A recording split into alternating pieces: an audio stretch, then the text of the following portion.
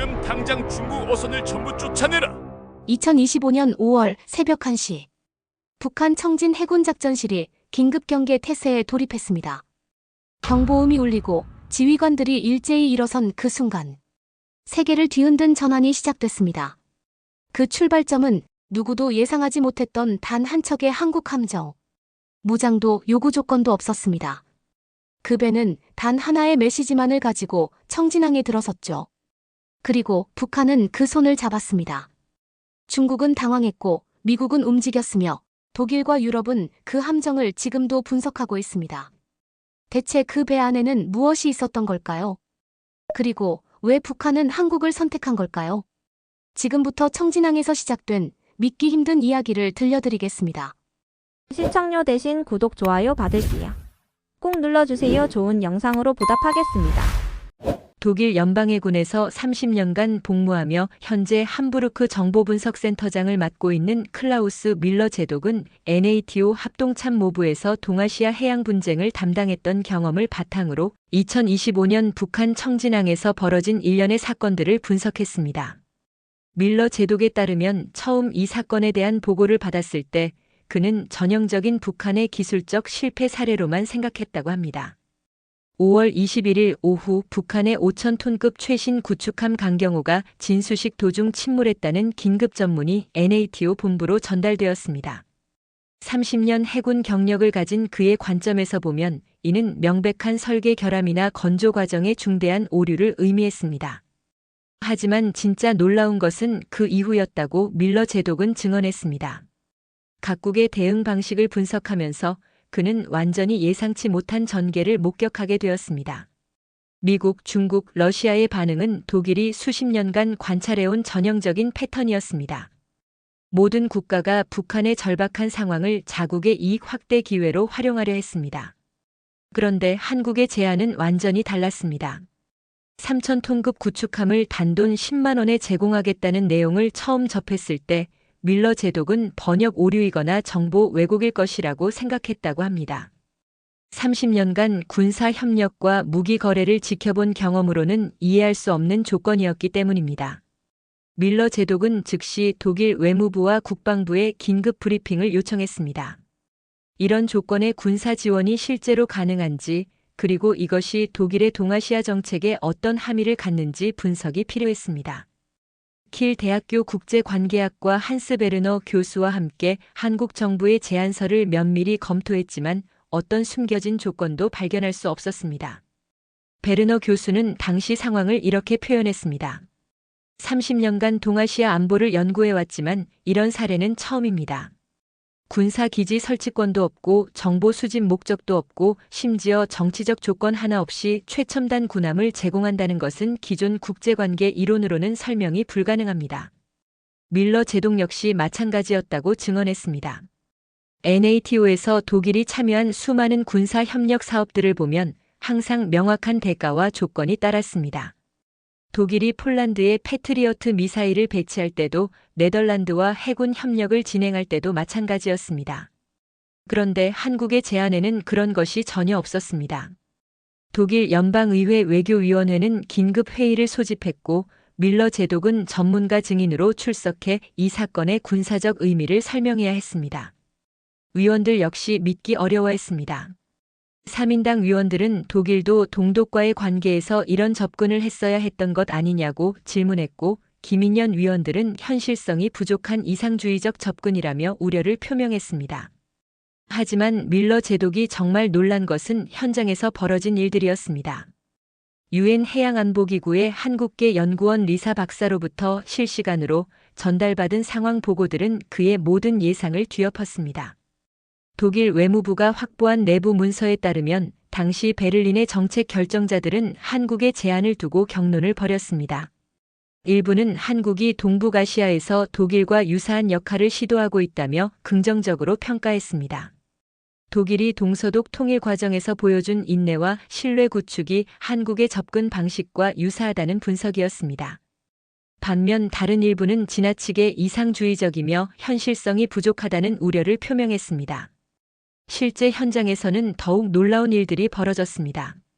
리사 박사의 보고서에 따르면 청진항에 한국 구축함이 접근할 때 중국 해경이 200여 척의 어선과 10여 척의 함정으로 차단을 시도했습니다. 당시 레이더 화면에는 세 그룹의 함정이 긴장감 속에서 접근하는 상황이 실시간으로 펼쳐졌습니다. 독일 해군 작전 분석센터 마르틴 슈미트 대령은 이 상황을 완벽한 국제 분쟁 시나리오라고 평가했습니다. 한 척의 한국 함정이 수백 척의 중국 해상 세력과 대치하는 상황에서 단 한 번의 실수로도 동북아시아 전체가 화약고가 될 수 있었습니다. 독일 연방정보청 BND이 입수한 당시 중국 해경의 내부 통신 기록을 보면 중국 측도 상황 판단에 어려움을 겪고 있었습니다. 초기에는 한국의 북한 침투 시도로 간주하고 강경 대응을 준비했지만 유엔을 통한 공식 통보와 인도주의적 성격이 확인되면서 전략을 수정해야 했습니다. 중국 해경 사령부는 국제법적으로 문제없는 작전을 저지할 명분이 부족하다는 판단을 내렸던 것으로 확인되었습니다. 하지만 한국 함정의 대응은 모든 예상을 뒤엎었습니다. 강경한 맞대응 대신 차분하고 정중한 외교적 접근을 택했습니다. 인도주의적 임무임을 강조하며 중국의 권리를 존중한다는 입장을 반복했습니다. 이는 독일 해군대학에서 가르치는 표준 해상 외교 매뉴얼과 정확히 일치하는 모범 사례였습니다.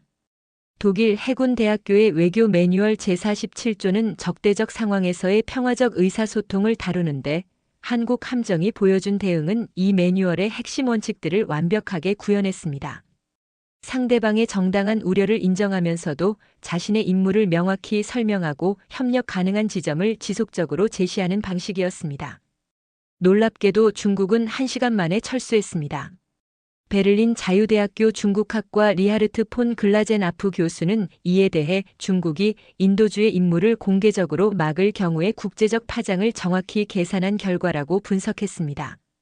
동시에 북한이 중국 의존도를 줄이는 것이 장기적으로 중국에게도 부담을 덜어줄 수 있다는 현실적 판단도 작용했을 것이라고 덧붙였습니다.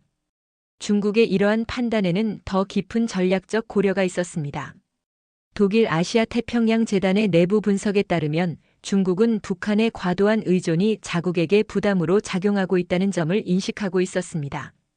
북한의 경제적 자립도가 높아지고 다양한 국가와의 관계가 개선될 경우 중국으로서는 북한 관리에 들어가는 비용과 노력을 상당 부분 절약할 수 있다는 계산이었습니다. 실제 함정 인도 과정에서 독일 관찰단이 주목한 것은 한국의 교육 시스템이었습니다. 북한 선원들에게 첨단 장비 운용법을 전수하는 과정에서 한국 교관들은 단순한 기술 전수를 넘어선 접근을 보였습니다. 언어 장벽, 운영 방식의 차이, 상호 불신까지 모든 요소를 고려한 맞춤형 교육 프로그램을 현장에서 즉석으로 개발해냈습니다. 독일 연방군 교육사령부 페트라 놀테 준장은 이를 두고 독일군이 나토 합동훈련에서 사용하는 표준화된 교육 방식보다 훨씬 유연하고 효과적이라고 평가했습니다. 서로 다른 군사 문화를 가진 집단 간의 협력을 이끌어내는 한국의 능력은 유럽도 배워야 할 수준입니다. 독일 연방군 교육사령부는 이후 한국의 교육 방식을 자세히 분석하기 위해 별도 연구팀을 구성했습니다. 연구팀이 발견한 핵심은 한국 교관들이 사용한 적응형 교육 모델이었습니다. 이는 수강자의 문화적 배경, 기존 지식 수준, 심리적 상태까지 종합적으로 고려해 교육 방식을 실시간으로 조정하는 방법이었습니다. 특히 주목받은 것은 신뢰 구축 우선 원칙이었습니다. 한국 교관들은 기술 교육에 앞서 북한 선원들과의 인간적 관계 형성에 상당한 시간을 투자했습니다. 함께 식사를 하고 가족 이야기를 나누며 서로의 해양 경험을 공유하는 과정을 통해 기본적인 신뢰관계를 구축한 후 본격적인 교육에 들어갔습니다.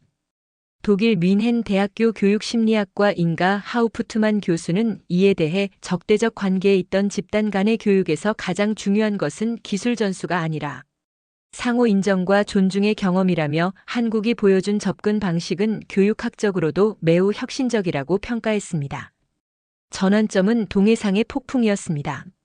3m가 넘는 파도와 강풍 속에서 한국과 북한 선원들이 함께 위기를 극복하는 과정에서 진정한 협력이 시작되었습니다.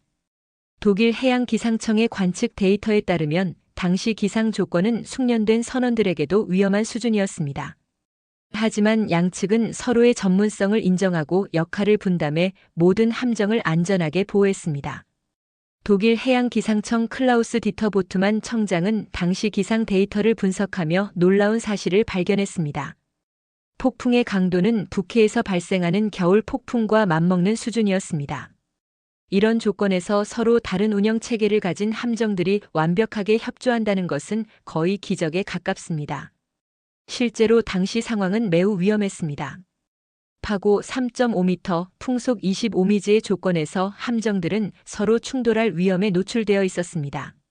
이때 북한 선원들이 현지 해류와 바람 패턴에 대한 정확한 정보를 제공했고, 한국 선원들은 첨단 기상 레이더 데이터를 공유했습니다. 두 그룹의 전문성이 결합되면서 모든 함정이 안전하게 폭풍을 견뎌낼 수 있었습니다. 이후 상황은 더욱 흥미로워졌습니다. 북한 선원들이 한국 장비에 대해 적극적으로 질문하기 시작했고, 그 질문들은 의심이 아닌 순수한 호기심에서 비롯된 것이었습니다. 한국 교관들도 현지 해양 환경에 대한 북한 선원들의 조언을 적극 수용했습니다.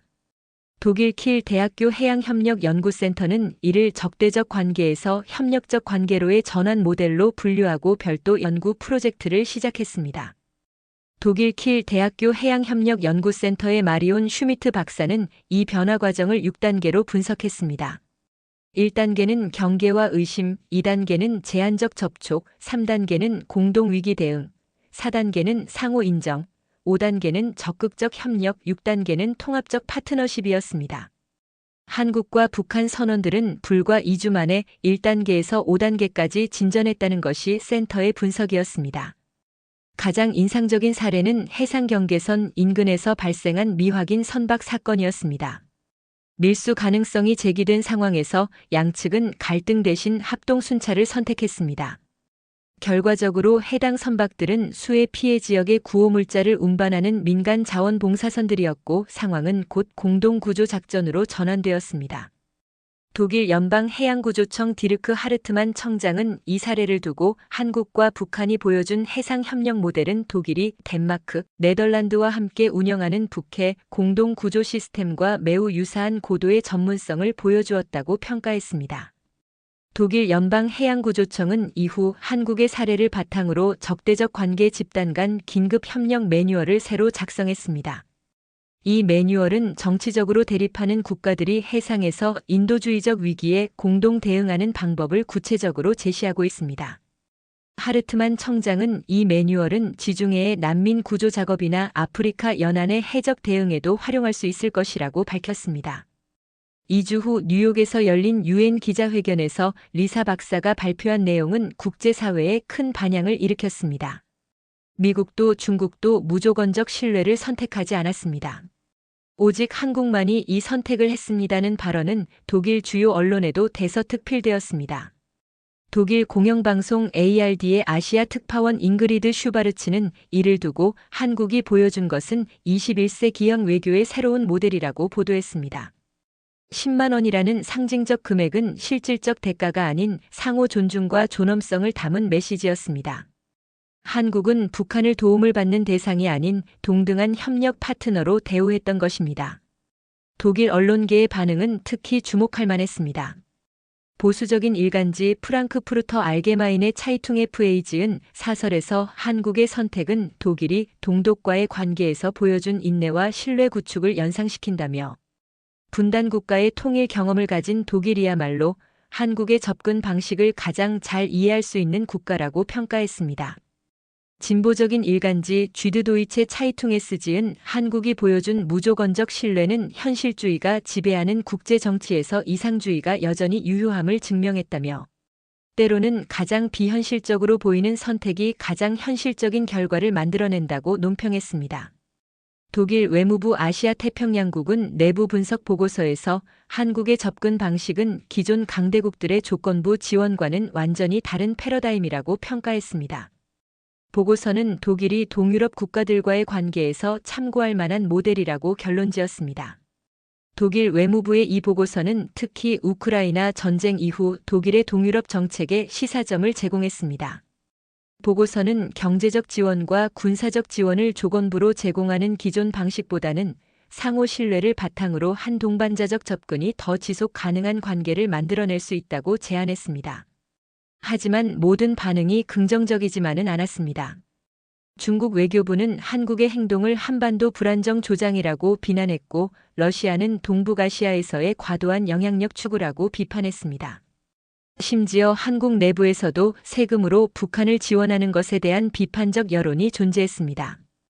독일 전략국제문제연구소 볼프강 피커트 박사는 이러한 반응들을 기존 질서의 수혜자들이 보이는 전형적인 반발로 해석했습니다. 한국이 보여준 무조건적 신뢰는 조건부 지원으로 영향력을 행사하던 기존 방식에 대한 근본적 도전이었습니다. 당연히 기득권 세력들의 반발이 있을 수밖에 없습니다. 미국의 반응도 복잡했습니다. 초기에는 한국의 독자적 행동에 대한 우려를 표명했지만 실제 결과를 지켜본 후에는 입장을 수정했습니다. 미국 국무부 동아시아 태평양 담당 차관보는 기자회견에서 한국의 인도주의적 지원이 지역 안정에 기여하고 있다며 동맹국의 창의적 외교를 지지한다고 밝혔습니다. 독일 전략국제문제연구소의 분석에 따르면 미국의 이러한 입장 변화에는 전략적 계산이 작용했습니다. 북한이 중국 의존도를 줄이고 다양한 국가와의 관계를 개선할 경우 결국 미국에게도 유리한 상황이 될 수 있다는 판단이었습니다. 또한 한국의 성공 사례가 다른 분쟁 지역에도 적용될 수 있다면 미국의 개입 비용을 줄이는 효과도 기대할 수 있었습니다. 몇 달 후 추적 조사에서 더욱 놀라운 사실들이 드러났습니다. 여수함은 이미 북한 해군의 정규 순찰 작전에 완전히 통합되어 있었습니다. 한국과 북한 선원들은 자체적인 신호 체계와 업무 절차까지 개발해 진정한 팀워크를 구축하고 있었습니다. 독일 함부르크 해군대학교 해양협력학과 주임 교수 클라우스 짐머만은 이에 대해 NATO 회원국들 간의 합동훈련에서도 이 정도 수준의 협력 체계를 구축하는 데는 최소 6개월 이상이 걸린다며 한국과 북한이 보여준 속도는 예상을 훨씬 뛰어넘는 수준이라고 분석했습니다. 짐머만 교수는 또한 가장 놀라운 것은 기술적 통합뿐만 아니라 문화적 융합까지 이루어지고 있다는 점이라고 덧붙였습니다. 양측 선원들이 개발한 혼합형 작업 절차는 한국의 효율성과 북한의 현지 적응력이 결합된 독특한 형태로 어느 한쪽만으로는 달성할 수 없는 시너지를 만들어내고 있습니다. 더욱 주목할 점은 이 협력 모델이 다른 지역으로 확산되기 시작했다는 것입니다. 발트해에서는 독일, 폴란드, 리투아니아가 한국 모델을 참고한 해양구조 협력 체계를 논의하기 시작했습니다. 지중해에서는 그리스와 터키가 유사한 접근 방식을 검토 중입니다. 독일 연방의회 외교위원회 위원장 미하엘 로트 의원은 최근 성명에서 한국이 보여준 무조건적 신뢰는 유럽연합이 추구해야 할 가치라고 밝혔습니다. 조건과 견제를 통한 관계가 아닌 신뢰를 바탕으로 한 진정한 파트너십이 얼마나 강력한 결과를 만들어낼 수 있는지를 한국이 증명했습니다. 현재 이 사례는 독일 외교 아카데미의 정규 교육 과정에 포함되어 차세대 외교관들에게 가르쳐지고 있습니다. 베를린 자유대학교에서는 한국형 신뢰 외교를 주제로 한 특별 세미나가 매 학기 개설되고 있습니다. 독일 외교 아카데미의 교육 프로그램은 특히 주목받고 있습니다. 이 프로그램은 한국 사례를 바탕으로 신뢰 우선 외교의 이론적 토대와 실무적 적용 방법을 종합적으로 다루고 있습니다. 수강생들은 가상 시나리오를 통해 적대적 관계에 있는 국가들 간의 신뢰 구축 과정을 직접 경험해 볼 수 있습니다. 독일 연방군 평화유지작전센터는 한국의 사례를 바탕으로 새로운 갈등 해결 매뉴얼을 작성하고 있습니다. 특히 상호 적대적 관계에서 협력적 관계로의 전환 프로세스라는 챕터에서 청진학 모델을 핵심 사례로 다루고 있습니다. 센터의 마리아 슈테판 박사는 한국이 보여준 접근 방식은 아프리카, 중동 지역의 갈등 해결에도 적용 가능한 범용성을 갖고 있다고 평가했습니다. 이 매뉴얼은 이미 실무에 적용되기 시작했습니다.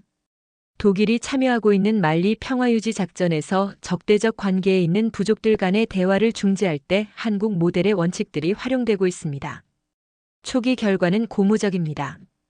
기존의 압박과 조건부 지원 방식보다 훨씬 빠르게 신뢰 관계가 형성되고 있다는 보고가 나오고 있습니다. 유럽연합 집행위원회도 이 사례에 주목하고 있습니다. EU 대외관계청은 내부 정책 검토 보고서에서 한국의 무조건적 신뢰 모델을 이후의 근린 정책에 부분적으로 도입할 필요성을 제기했습니다. 특히 서발칸 지역과의 관계에서 기존의 조건부 지원 방식을 재검토해야 한다는 의견이 제시되고 있습니다. 이후에 이러한 정책 검토는 구체적인 변화로 이어지고 있습니다. 2025년 하반기부터 세르비아, 몬테네그로, 알바니아 등 EU 가입 후보국들과의 관계에서 신뢰 우선 접근법을 시범 적용하기로 결정했습니다. 기존의 엄격한 조건 충족 요구보다는 상호 신뢰 구축을 통한 점진적 발전을 추구하겠다는 것입니다. 독일 연방정부는 2026년 지칠 의장국 역할을 수행하면서 신뢰 기반 국제 협력을 주요 의제로 다룰 예정이라고 발표했습니다. 외무부 관계자는 한국이 증명한 무조건적 신뢰의 효과를 다른 지역 갈등에도 적용할 수 있는 방안을 모색하겠다고 밝혔습니다. 독일 내 한국학 연구자들은 이번 사례를 통해 한국 사회의 깊은 측면을 발견했다고 말합니다. 뮌헨 대학교 한국학과 펠릭스 바이어 교수는 한국이 보여준 것은 단순한 외교적 제스처가 아니라 분단 경험을 통해 체득한 평화에 대한 절실함의 발현이라고 해석했습니다. 바이어 교수는 또한 한국인들이 가진 정의라는 독특한 문화적 개념이 이번 결정에 큰 영향을 미쳤을 것이라고 분석했습니다. 서구식의 합리적 계산을 넘어서는 인간적 연대감이 정치적 결정에까지 영향을 미치는 것은 매우 흥미로운 현상입니다. 독일 학계에서는 한국의 이번 사례를 다양한 관점에서 분석하는 연구가 활발하게 진행되고 있습니다. 베를린 훔볼트 대학교 정치학과에서는 신뢰 외교의 이론적 토대를 주제로 한 국제 학술 대회를 개최했고, 프랑크푸르트 괴테 대학교에서는 분단국가의 통일 전략 비교 연구라는 장기 프로젝트를 시작했습니다. 경제적 관점에서도 주목할 만한 분석들이 나오고 있습니다. 독일 키엘 세계경제연구소는 신뢰 기반 경제협력의 효과성이라는 보고서에서 한국의 접근 방식이 경제적으로도 더 효율적일 수 있다고 분석했습니다. 조건부 지원에 따르는 감시 비용, 조건 이행 검증 비용 등을 고려하면 무조건적 신뢰 방식이 총비용 면에서 더 저렴할 수 있다는 것입니다.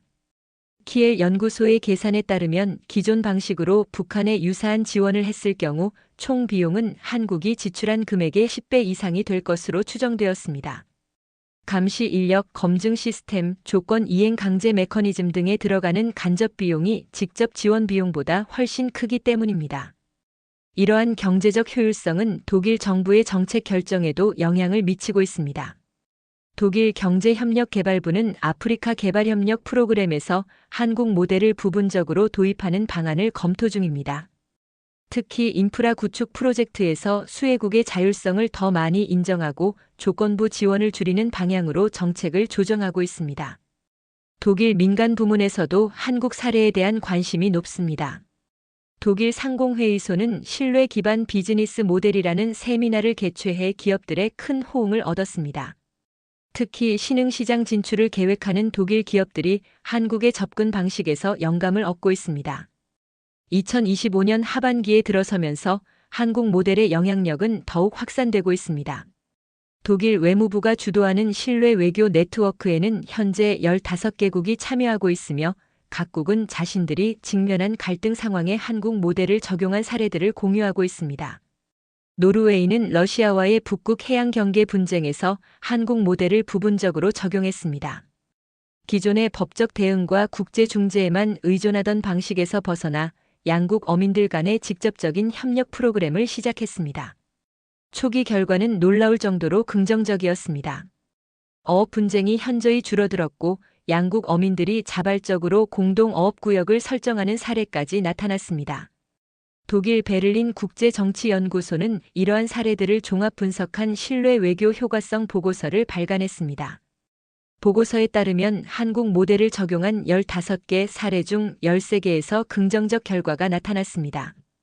평균적으로 갈등 해결 속도는 기존 방식보다 60% 빨랐고 해결 비용은 40% 절약되었습니다. 가장 주목받는 성공 사례는 인도와 방글라데시의 벵골만 어업 분쟁입니다. 두 나라는 한국 전문가들을 초청해 자문을 받았고 청진항 모델을 벵골만에 적용했습니다. 인도는 최신 어업 기술과 장비를 방글라데시에 무상 제공했고 방글라데시는 현지 어업 지식과 해양 환경 정보를 공유했습니다. 6개월 만에 양국 어민들은 공동 어업 협정을 체결했고, 이는 남아시아 지역 협력의 새로운 모델로 평가받고 있습니다. 독일 연방의회는 2025년 11월 특별 청문회를 열어 한국 모델의 독일 외교정책 적용 방안을 논의했습니다. 청문회에는 클라우스 밀러 제독을 비롯해 유럽 각국의 외교 전문가들이 참석했습니다.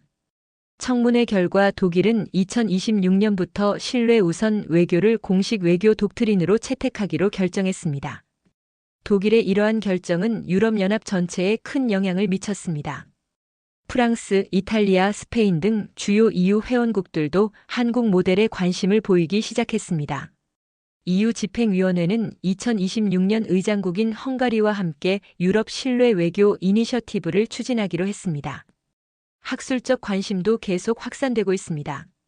독일 막스 플랑크 연구소는 신뢰 기반 국제관계 연구센터를 새로 설립했습니다. 이 센터는 한국 사례를 심화 연구하는 동시에 신뢰 외교의 이론적 토대를 구축하는 역할을 담당하고 있습니다. 센터 초대 소장으로는 베를린 자유대학교의 안드레아스 밀러 교수가 임명되었습니다.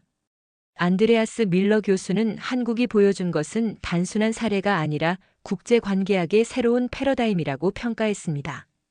기존의 현실주의, 자유주의, 구성주의를 넘어서는 신뢰주의 TRUSTISM라는 새로운 이론적 접근이 필요하다는 것을 한국이 증명했습니다. 독일 기업들의 관심도 지속되고 있습니다. 독일 산업연맹 BDI은 신뢰 기반 비즈니스 모델 연구회를 구성해 한국 사례의 비즈니스 적용 방안을 연구하고 있습니다. 특히 아프리카, 라틴 아메리카 등 신흥시장에서 현지 파트너들과 신뢰 기반 관계를 구축하는 방법에 대한 관심이 높습니다. 독일 최대 화학기업 바스프 BASF는 한국 모델을 참고해 중국 현지 파트너십 전략을 전면 개편했습니다. 기존의 엄격한 조건부 투자에서 벗어나 현지 기업들과의 상호 신뢰를 바탕으로 한 장기적 협력 관계로 전환했습니다. 초기 성과는 매우 긍정적이어서 바스프는 이 모델을 다른 지역에도 확대 적용할 계획입니다. 독일 시민사회에서도 한국 모델에 대한 관심이 높습니다. 독일 평화협회는 신뢰 구축을 통한 평화 실현이라는 시민 교육 프로그램을 시작했습니다. 이 프로그램은 일반 시민들이 일상생활에서 갈등을 해결할 때도 한국 모델의 원칙을 적용할 수 있도록 도와주고 있습니다. 함부르크에서는 청진항 평화축제가 열렸습니다. 이 축제는 한국과 독일의 시민사회가 공동으로 주최한 것으로 평화와 신뢰의 중요성을 알리는 다양한 프로그램이 진행되었습니다. 축제에는 3만 명이 넘는 시민들이 참여해 큰 호응을 얻었습니다. 독일 언론도 지속적으로 한국 모델을 주목하고 있습니다. 독일 공영방송 GDF는 청진항의 기적이라는 다큐멘터리를 제작했습니다. 이 다큐멘터리는 독일뿐만 아니라 유럽 전역에서 방영되어 큰 반향을 일으켰습니다. 특히 분단 경험을 가진 독일 시청자들에게 깊은 감동을 주었다는 평가를 받았습니다. 독일 주간지 슈피겔은 한국 모델을 21세기의 마셜 플랜에 비유했습니다. 2차 대전 후 미국의 마셜 플랜이 서유럽 재건과 평화를 가져왔듯이 한국의 신뢰 외교가 21세기 분쟁 해결의 새로운 기준이 될 수 있다는 분석이었습니다. 클라우스 밀러 제독은 최근 인터뷰에서 한국이 시작한 변화는 이제 독일을 넘어 전 세계로 퍼져나가고 있다며 이는 단순한 외교 기법의 변화가 아니라 인간관계에 대한 근본적 인식의 전환이라고 평가했습니다. 밀러 제독은 또한 독일이 동서독 통일을 이룬 경험과 한국이 보여준 신뢰 외교가 결합되면 21세기 평화 구축의 새로운 모델을 만들어낼 수 있을 것이라고 전망했습니다. 독일 정부는 한국과의 협력을 더욱 강화하기로 했습니다. 2026년부터 매년 한독 신뢰 외교 포럼을 개최하여 양국의 경험과 지혜를 공유하기로 했습니다. 또한 독일 외교관들의 한국 연수 프로그램도 확대할 예정입니다. 한국의 이 작은 선택이 가져온 파급 효과는 상상을 초월하고 있습니다. 10만 원으로 시작된 신뢰가 이제는 전 세계적인 평화운동으로 발전하고 있습니다. 독일을 중심으로 한 유럽이 이 운동의 새로운 중심지가 되고 있으며 다른 대륙으로도 빠르게 확산되고 있습니다. 클라우스 밀러 제독의 관찰 보고서는 이렇게 마무리됩니다. 한국이 보여준 것은 단순한 외교적 성공이 아닙니다. 그것은 인류가 서로를 대하는 방식에 대한 근본적인 질문과 그에 대한 희망적인 답변입니다. 신뢰가 정말로 세상을 바꿀 수 있다는 것을 한국이 증명해 보였습니다. 긴 시간 시청해 주셔서 감사합니다. 내용이 괜찮으셨으면 댓글 한 말씀 부탁드립니다.